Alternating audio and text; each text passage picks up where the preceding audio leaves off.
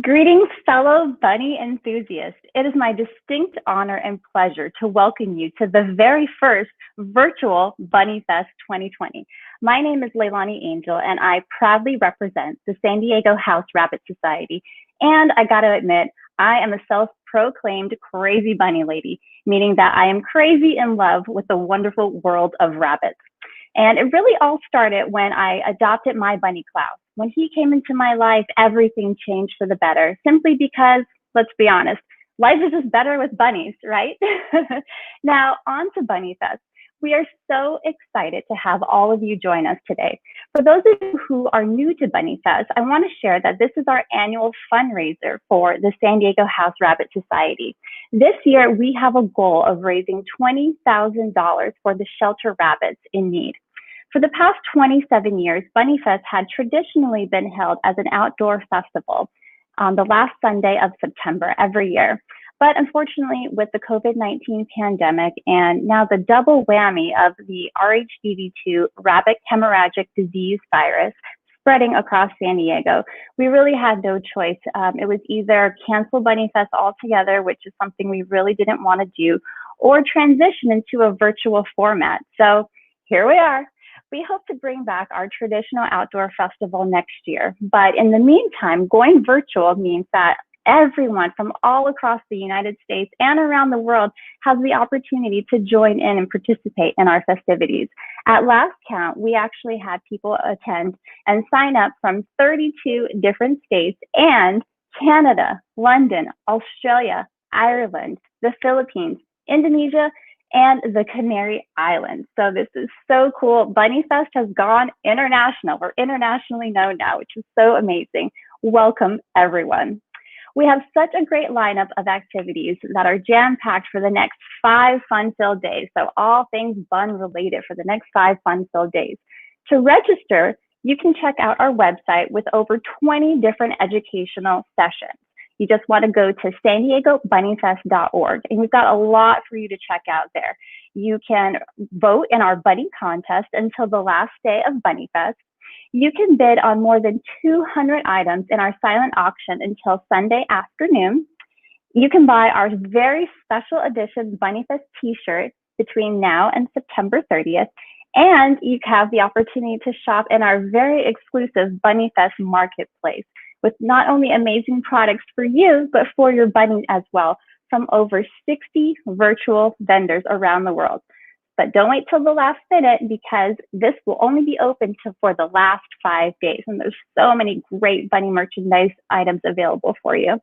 We'd also like to give a big special shout out to our diamond sponsor of the event, the Rogensky and the Caparoni family, for their generous support for Bunnyfest and several other programs at the San Diego House Rabbit Society. So now I'd actually like to kick things off with a fun little event here. So we actually have a daily drawing for all of you for a chance to win an Oxbow prize pack. Now here's how it works. Everyone who signs up for our speaker sessions with a registration fee. Now the registration fee is a part of our fundraising, and every dollar registered goes directly to help our shelter bunnies in need. From there, you'll be entered into a drawing, and we'll be picking 2 winners every day who will be announced in our morning kickoff sessions. The winners will receive an Oxbow prize pack with a mix of these items donated by Oxbow Animal Health. Look at all those goodies. I know my bunny would absolutely love all that stuff. So for today, our winners are Ann Lee from Anaheim and Christine Morrissey from Stockton, California. Yay, Anne and Christine, I hope you're watching. Congratulations. We will be contacting you soon via email to make sure that you get your Oxbow prize pack. So congratulations. Now, just to give you a little bit of an overview of what the San Diego House Rabbit Society is all about. I know for some of you here, this might be the very first time that you're learning about SDHRS. So let me tell you a little bit about this. We are a nonprofit, volunteer-driven organization with a local rabbit shelter and bunny store, which I absolutely love.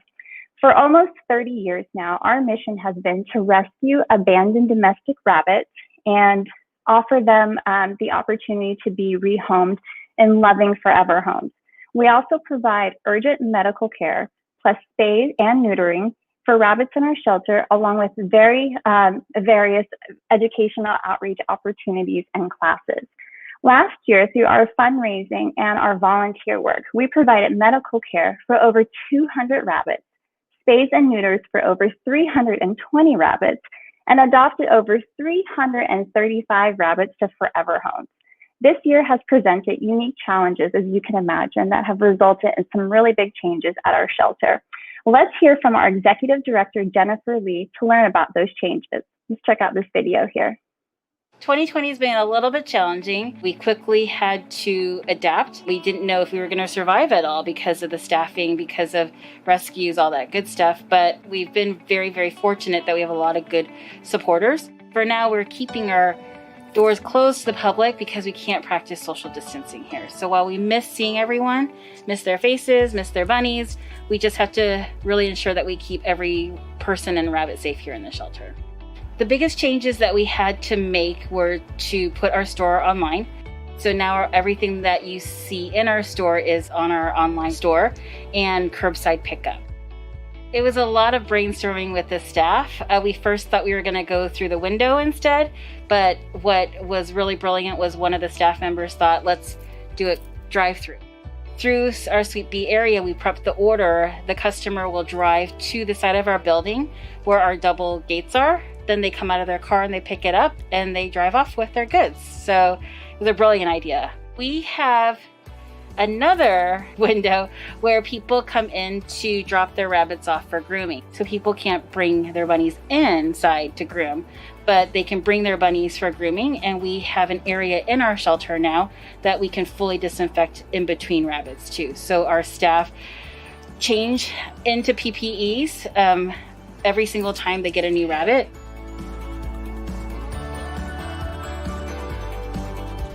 Besides COVID, we got hit with RHGV2, which is called Rabbit Hemorrhagic Viral Disease. This virus has a 100% death rate to the rabbit. So the lucky part about it is that a vaccine does exist. And as we open up some of our services again, like bunny boarding or bunny bondings, the rabbit must be vaccinated for at least 2 weeks before they can come and have a play date or visit with us. When you take the tour of our shelter, it's not a very glamorous process. We're literally thinking on our feet and making changes as fast as we can to cope with all the changes. We really had to get creative in terms of how we were going to still allow volunteers in and still allow business to happen as usual too. We have to get our rabbits vaccinated now. All of that costs money for us. And so we rely heavily on our donations to make sure that our rabbits are safe and healthy. The other changes that we had to make was putting our classes online. So our Bunny 101 is online and our adoption process is online as well by appointment only. Yeah, I do think there's positives to this. I think the community has definitely gotten stronger. They're quite understanding and helping us. You know, the staff has definitely gotten stronger through this process in terms of really working together and supporting each other. So I'm pretty proud of everyone and really grateful for the support that we have. I'm really excited to announce that we are able to continue on with our Bunnyfest 2020. We decided to make our Bunnyfest virtual. This year, we are going to have a 5-day virtual event with Bunnyfest. If you have any questions, just go to our Bunnyfest website and you can email us from there too.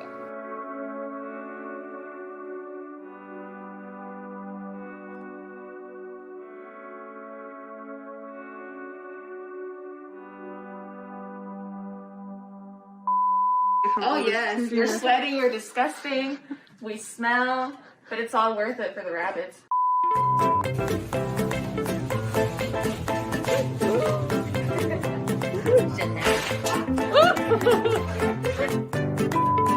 I'm like, cute! I see.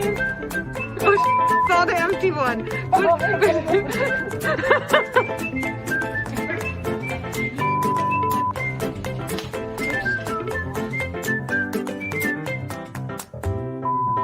So I totally forgot what I was going to say. Fine. Let's break it up into...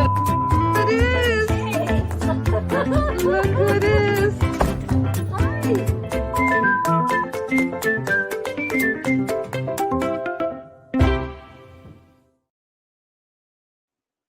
It really is all worth it for the rabbits.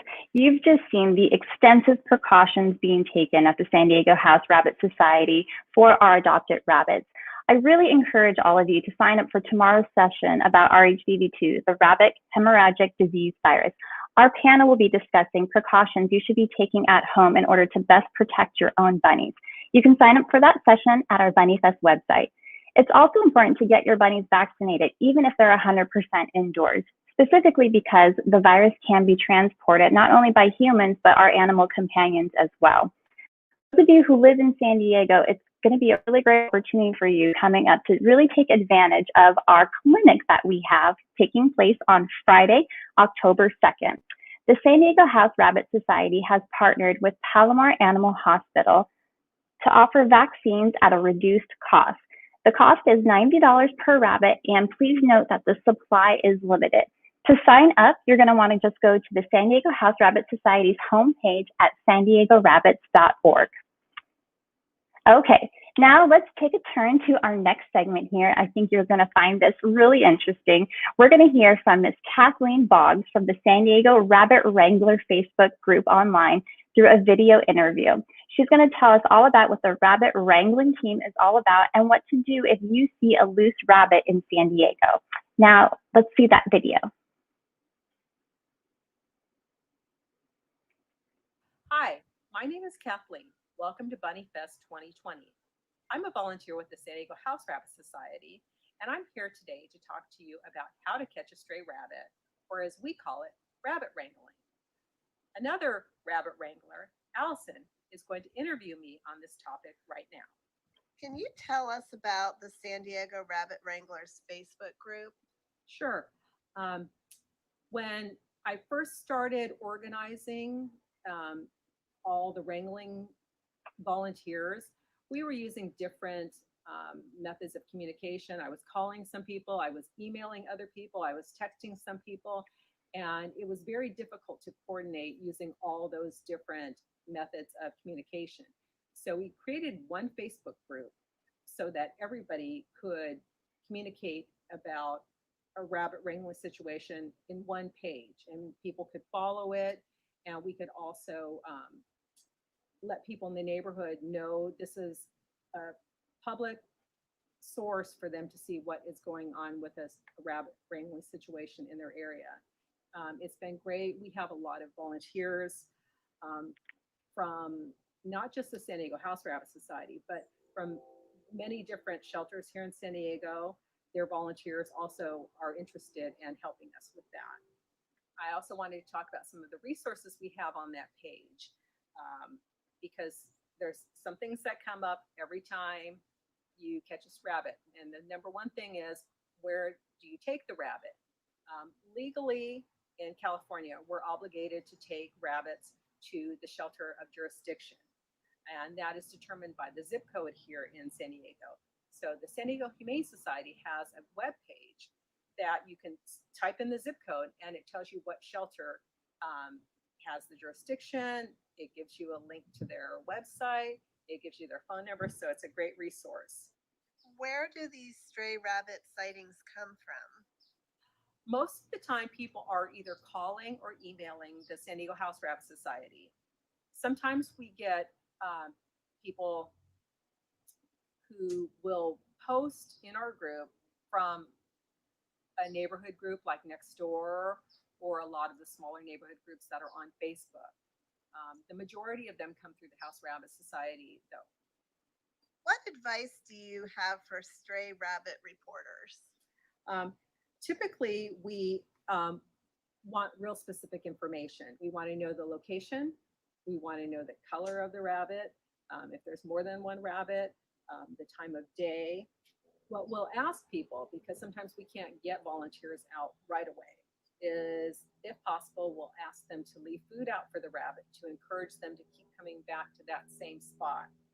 But we ask them to not try and catch the rabbits, because sometimes what happens in these situations is people will try and catch them, and they'll chase after the rabbits, try and grab them, and pretty soon by the time we arrive, the rabbit doesn't want to have anything to do with people, and it makes our job a lot harder.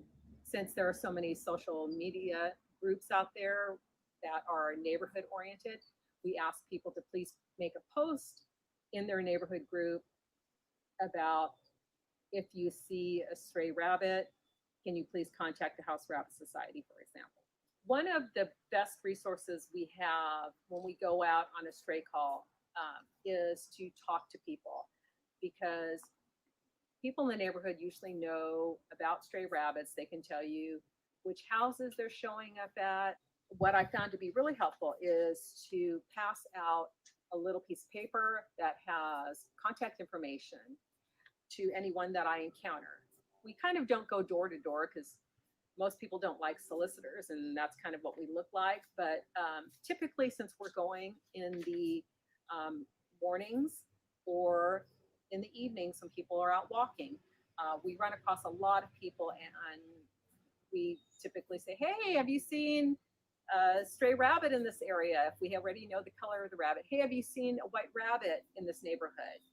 And a lot of times we get an affirmative response, and it's nice to be able to hand them a piece of paper or a card that has a phone number on that they can call when they see the rabbit again.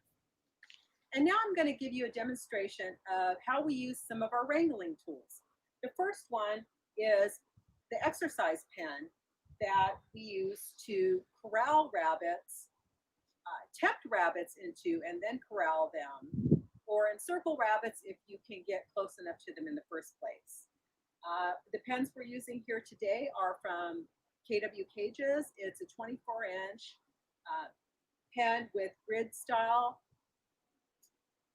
wire, so that when you're going after youngsters, they're not going to slip through the bars. This, over the years, has become my favorite pen to use for wrangling.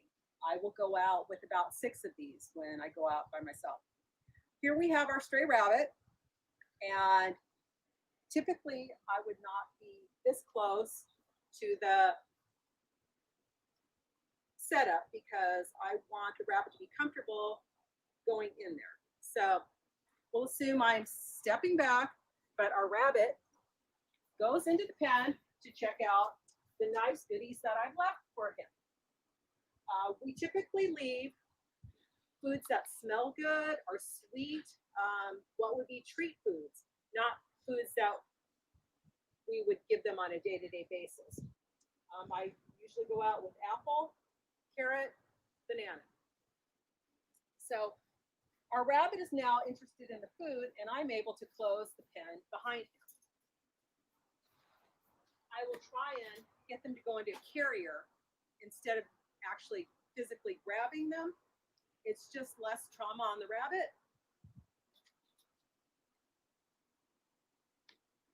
What I will do is typically try and guide them into the carrier.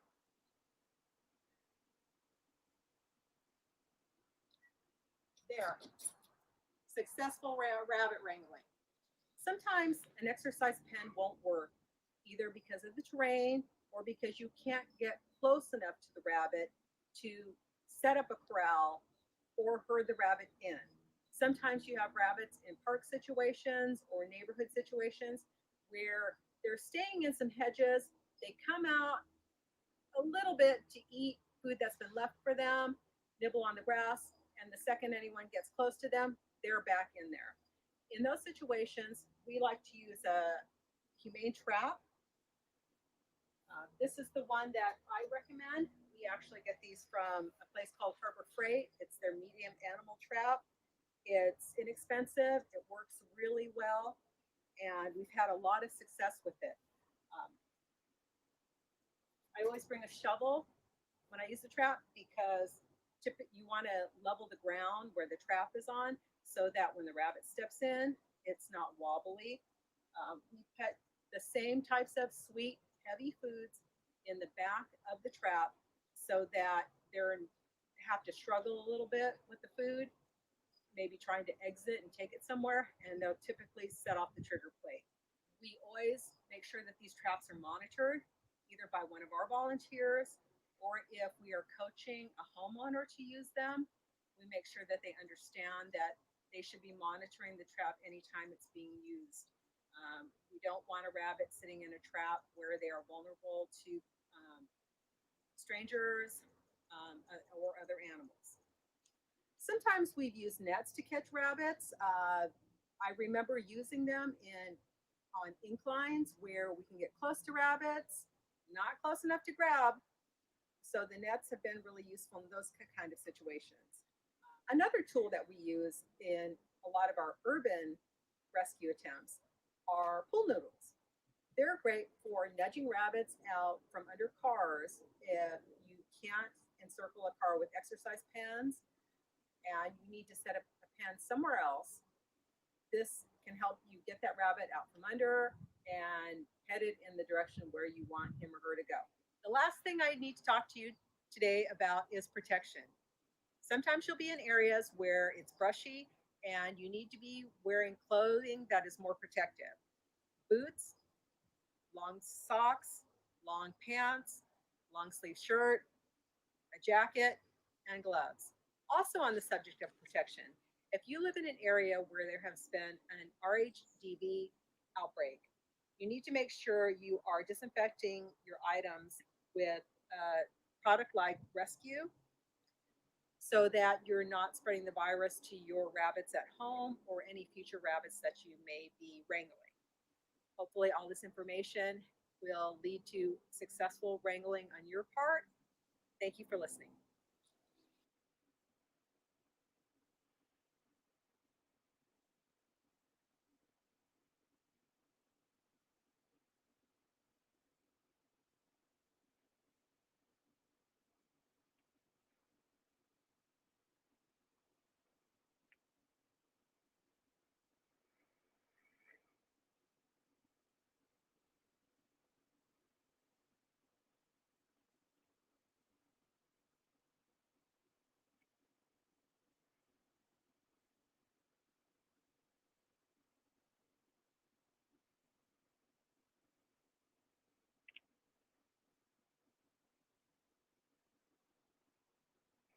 Such great information. Thank you so much, San Diego Rabbit Wranglers, for all the hard work that you do for the community bunnies in San Diego.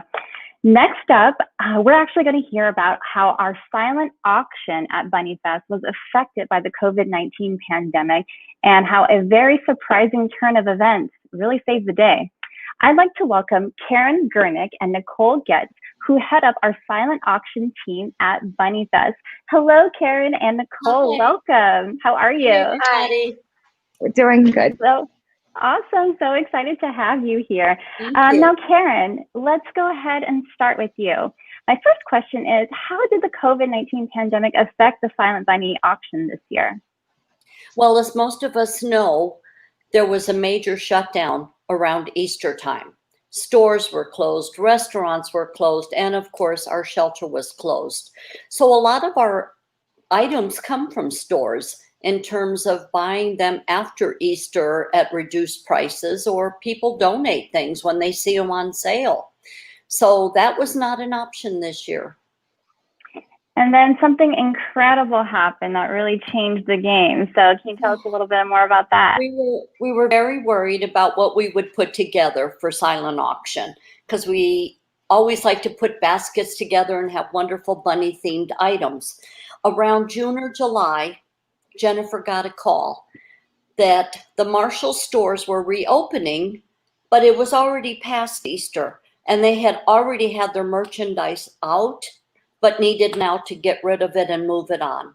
One of our customers, who's a devoted shopper with us as well as them, pleaded with them to please donate all their goods to a worthy cause. And lo and behold, we had a June miracle, and 7 stores donated to us all their Easter merchandise. That is amazing. It's a bunny miracle. It was an Easter miracle. I love it. I think we actually have a short video clip that shows a small portion of the massive amount of donations that we received from Marshall. So let's go ahead and take a look at that.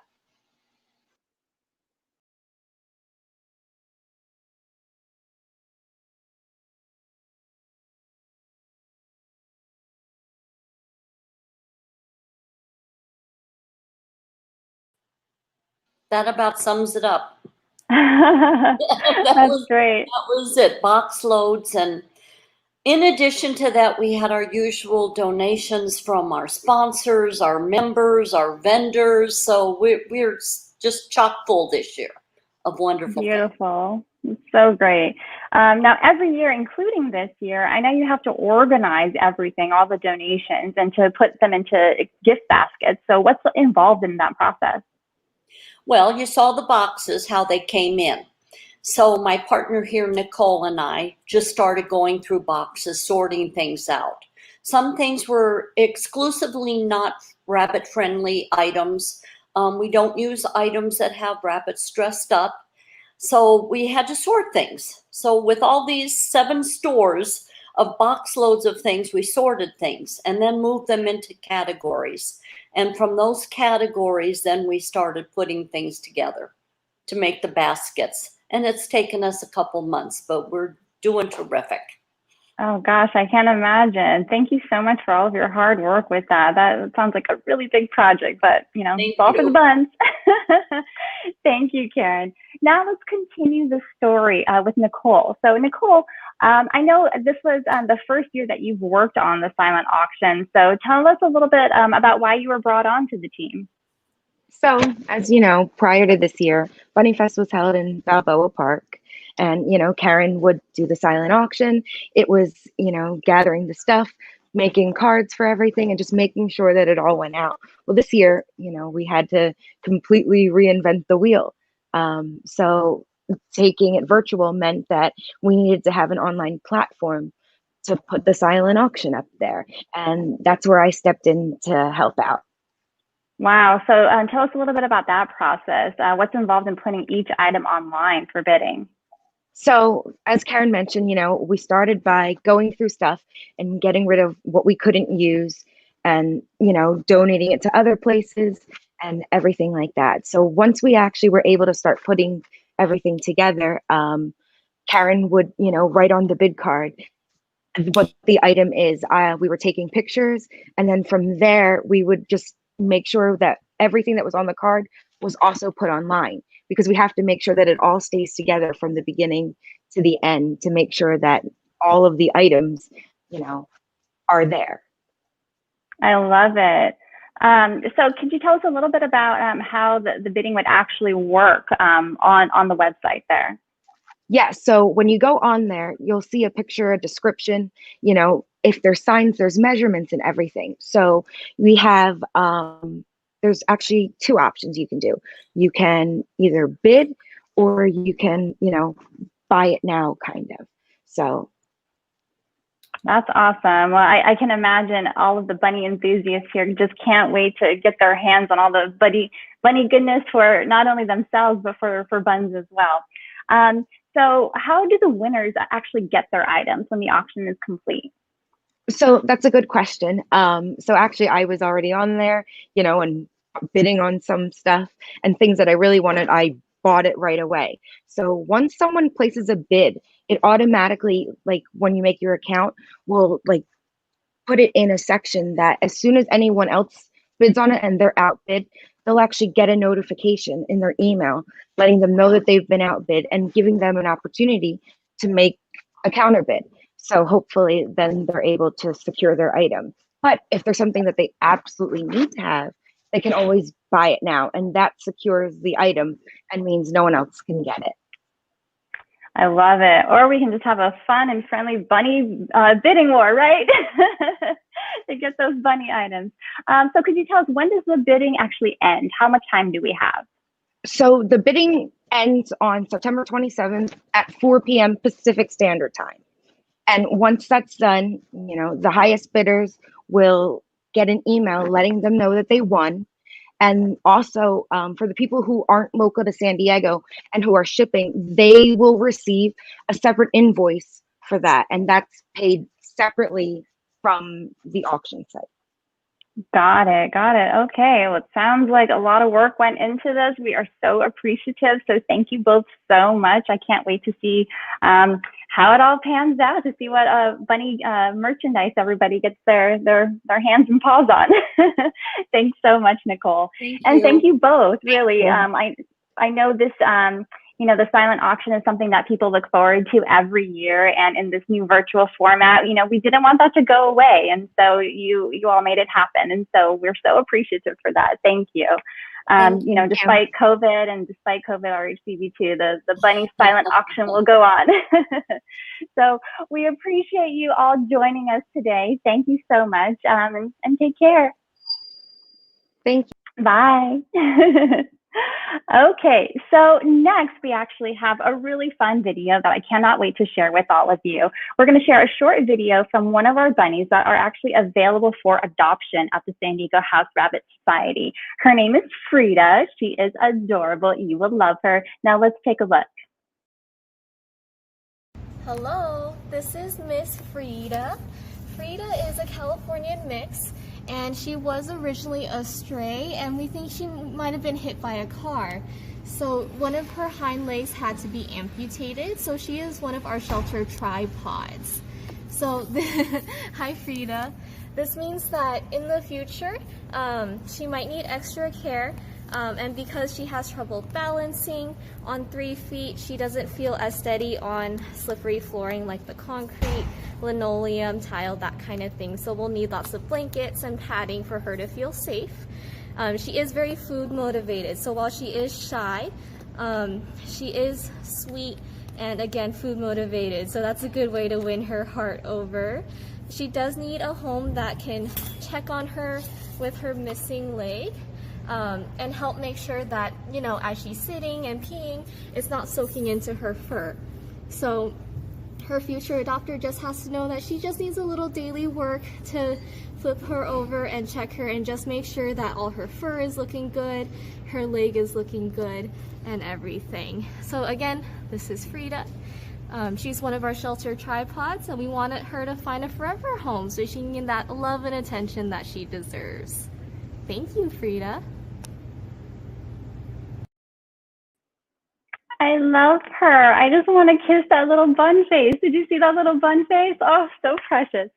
If you're interested in adopting little Miss Frida or any of our other shelter rabbits at the San Diego House Rabbit Society, please be sure to check out our website at sandiego-rabbits.org, and you'll find all of the information as to how to apply to bring in these lovely little bunnies into your home.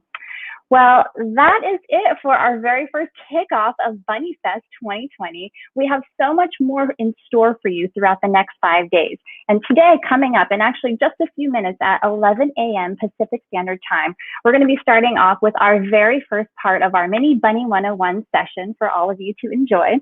After that, we have several educational speaker series. We've got the dangers of e-caniculi, which I definitely recommend signing up for if you haven't already done so. When to take your bunny to the vet, very important information there. Clicker training and rabbit agility, which is super fun and amazing. You don't want to miss out on that.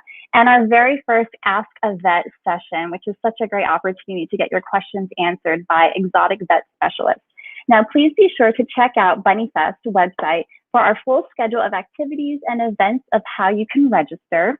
And again, if you can't make our live sessions, that's totally okay. You can actually sign up to get a link sent to you after the session is complete, so you can check out the recording. So please be sure to go to sandiegobunnyfest.org to learn about all the fun things that we have in store for you for the next 5 days.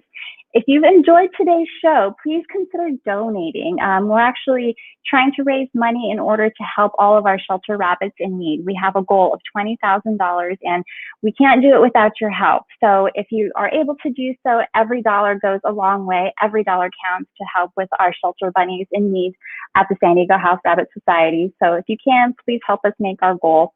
Be sure to check out tomorrow's daily kickoff session at 10 a.m. Pacific Standard Time, right back here live on Facebook and on YouTube. Thank you so much for joining us. I am so excited for Bunnyfest. Thank you to all of our participants, and I hope to see you around throughout all of our events this week. Take care.